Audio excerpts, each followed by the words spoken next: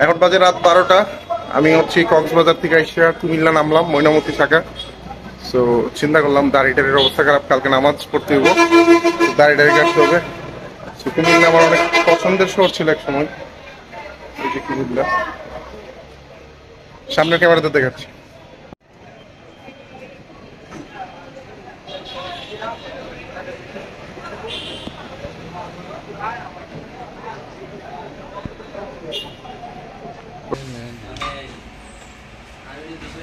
না ঠিকঠাক আছে, চুল দাড়ি কাটা শেষ। তো এখন ব্রাহ্মণবাড়িতে যাবো, একটা প্রাইভেট কার ঠিক করছি, 400 টাকা দিব, ভাইবাদার পরিচিত, দিব হচ্ছে ওটা সিগারেট খাওয়ার জন্য, কোনো ভাড়া টাড়া দিব না। তো গাড়িটা দেখাচ্ছি। তো মিশন হচ্ছে এখন ব্রাহ্মণবাড়ি, এটা দিয়ে যাবো।